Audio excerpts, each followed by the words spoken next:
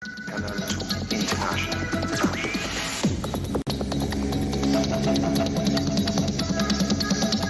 Canal International.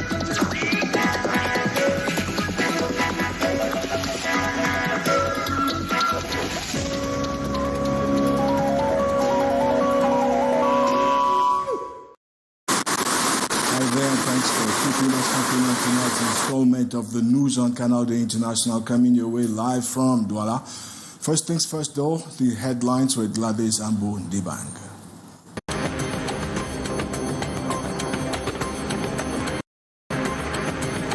The first stocks of national identity cards issued in 48 hours are already being distributed to the recipients since this morning in Yaoundé. In this edition of the news, we hear that it has been a moment of excitement for the Cameroonians who have been anxiously awaiting the identification documents. Members of the National Episcopal Conference of Cameroon, along with religious and Catholic faithful, have been praying for the speedy recovery of Pope Francis, who has been struggling with health issues for several weeks. The prelates and faithful gathered at the Mary Queen of the Apostle Minor Basilica in Volier, Yaoundé today for a pontifical mass to intercede for the Pope. Contrary to rumors circulating on social media, the president of the transition in Gabon, General Brice Oligui Nguema, has not left the army. The Gabonese presidency quickly responded to refute these claims, emphasizing that the head of state continues his official activities related to the armed forces. That was a summary of tonight's top stories. Now, stay tuned for full developments in a moment.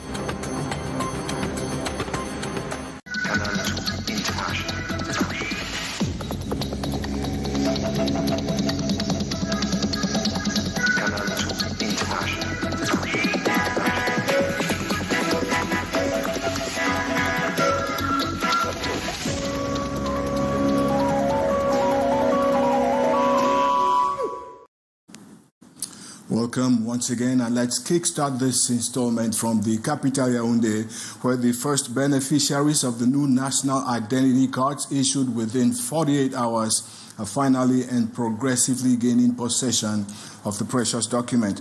Now, Hyacinth Chia reports that the distribution of the first cards has been underway since earlier today at a police station, Bastos in Yaoundé. It is finally here, the first stock of the national identity card delivered to Cameroonians within 48 hours. At the 10th Public Security Police Station, Bastos, Yaoundé, this March 3, 2025, the applicants happily received their new identification document. Okay, actually, I'm very, very grateful, though I couldn't believe that. Everything is possible. 48 heures. Merci beaucoup. Je suis vraiment réjoui pour la CNI en 48 heures, vraiment. Ah, voici. Parce que j'y croyais pas au début, j'y croyais pas. An occasion for the police to reiterate their commitment of quickly delivering the identity card as ordered by the head of state. À partir de ce jour, il n'y a plus de problème. La carte nationale d'identité est délivrée en 48 heures, comme le prévoit le texte promulgué par le chef de l'État. Meantime, others continue to honor the appointments for the physical process after the online registration exercise. A handful of them have already completed the task at press time this Monday, with their receipts issued, and they will be back within 48 hours to retrieve the original. And elsewhere, members of the National Episcopal Conference of Cameroon, as well as Catholic faithful, have been praying for speedy recovery for Pope Francis. A mass held earlier today at the Volier Basilica in the capital Yaoundé was entirely dedicated to the Pope. Here's Ate Bonaventure. We pray, we call the Virgin Mary, we call the apostles, all the apostles and Simon to intercede. The health and well-being of Pope Francis has been of great concern to Catholic bishops and faithful since the Vatican announced that he was diagnosed with pneumonia and put under respiratory assistance. We are very touched by the prayers that have been offered for the Holy Father's good health. We'd also like to remind you that our father bishops, archbishops and bishops are amongst the very first in the world to come together as an Episcopal conference and offer a great Mass for the Holy Father's health. The Pontifical Mass was coordinated by the President of the National Episcopal Conference, with faith, suffering and hope being the watchword. Pope Francis, out of the 26 bishops of this country, has appointed 13 of them. And he has touched at least every ecclesiastical province with an administrative act.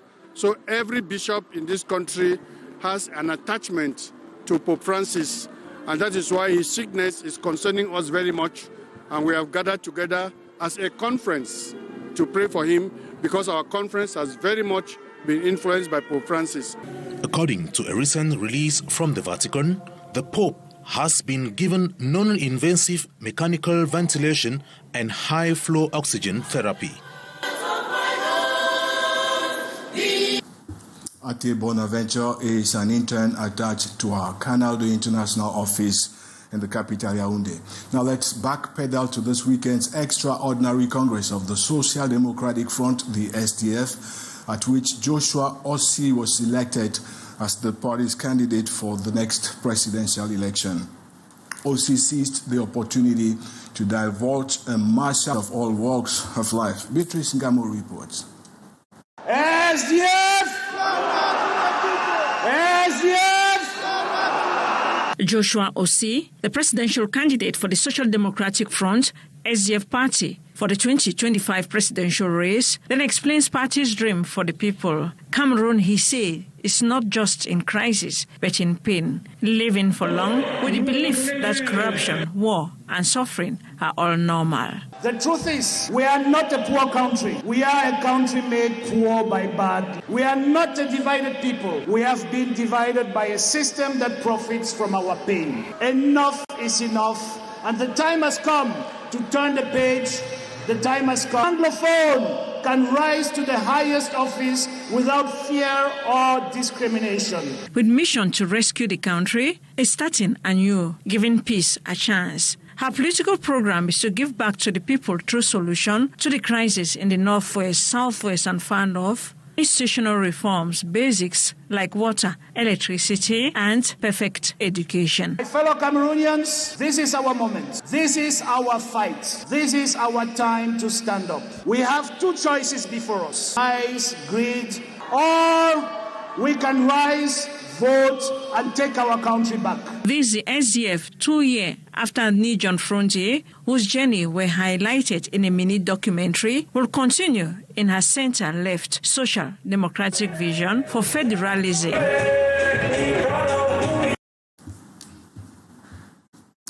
So how can law enforcement effectively manage a public demonstration that escalates into an armed conflict? Beatrice Ngamo now reports that it was part of a midterm evaluation exercise for police interns. Here's her story. These are workers of a refinery company in an imaginary city called Santa Clara, demanding 5 months of unpaid salaries. They blocked the exit of the town. The forces of the Central Command Mobile Intervention Unit, CCGM, instructed to restore order in the area.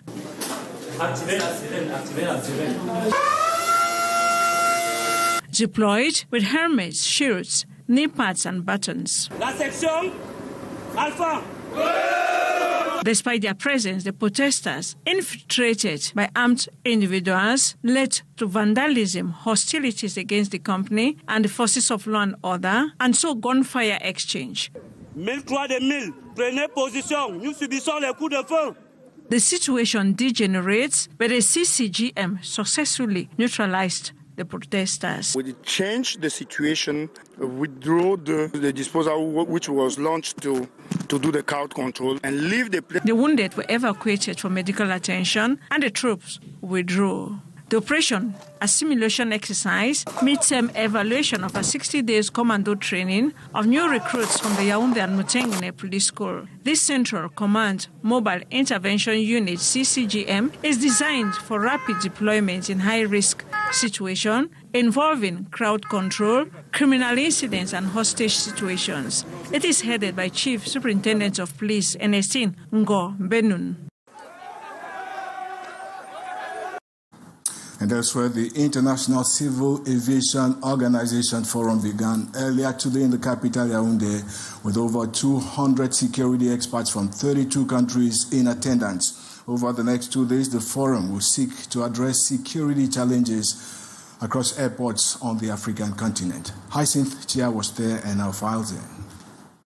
Over 250 participants from 32 different countries, security experts here taking part in the International Civil Aviation Organization Facilitation Regional Forum here at the Yaoundé Conference Center, placed under the theme Seamless Skies, Efficient Facilitation for a Connected World.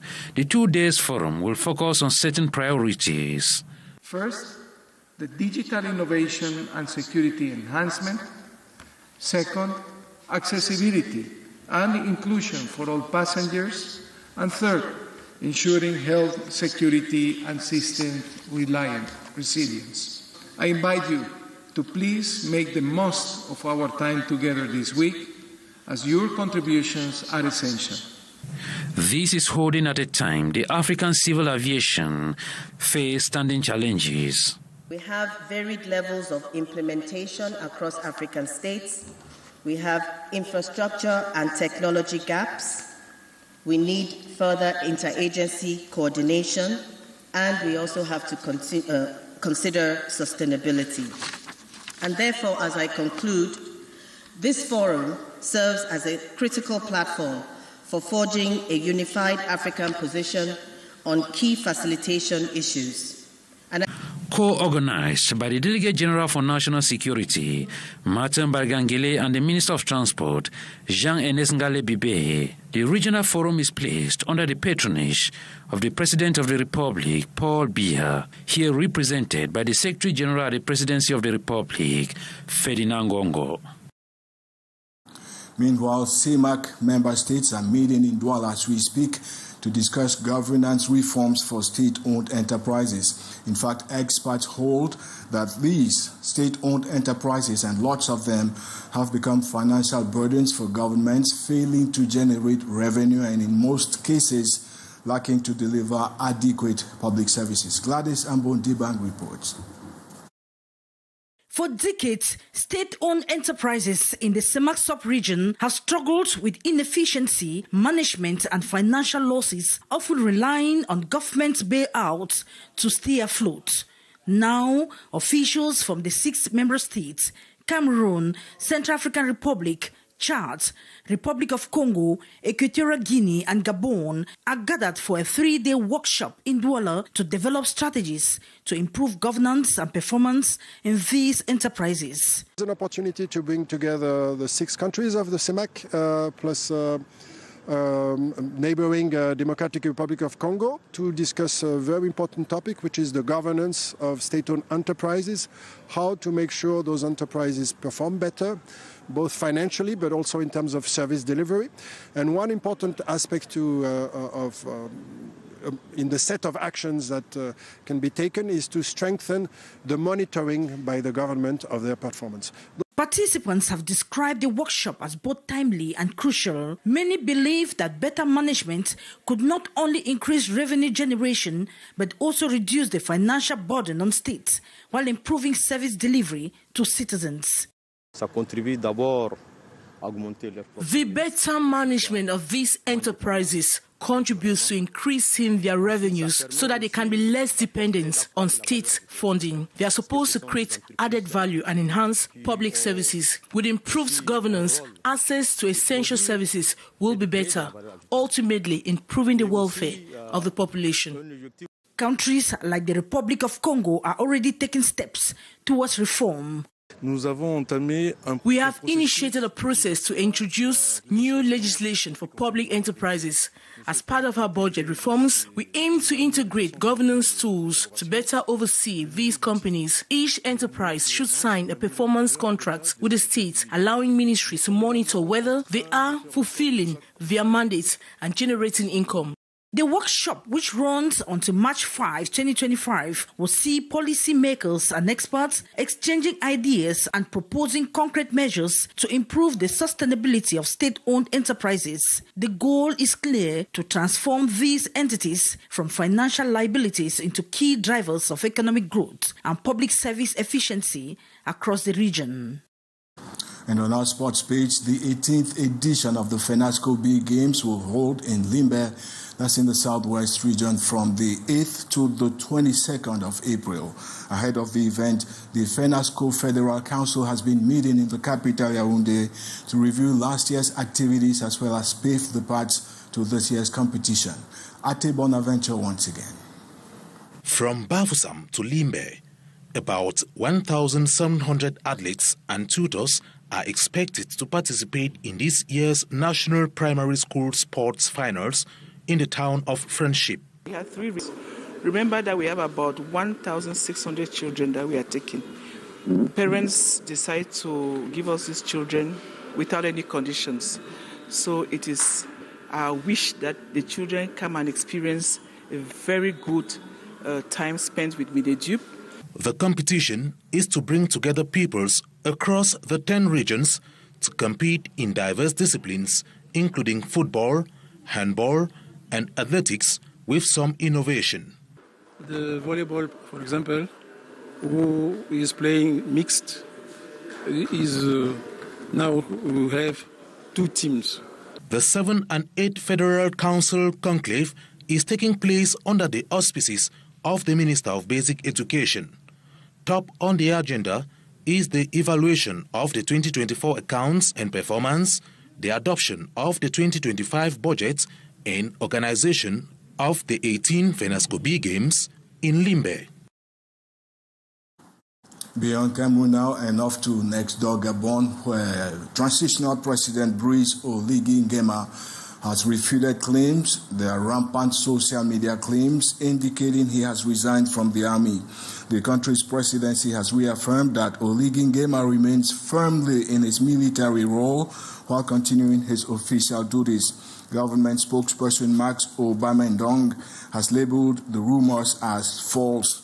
Since seizing power from Ali Bongo Ondimba in August 2023 via a coup d'etat, Oligui Nguema has initiated sweeping reforms, including a new constitution that was approved last November. He has pledged to organize transparent elections in the coming months. And that's how we saw it tonight on the news on Canal International. Thanks for having kept us company all through. See you, same place, same time tomorrow.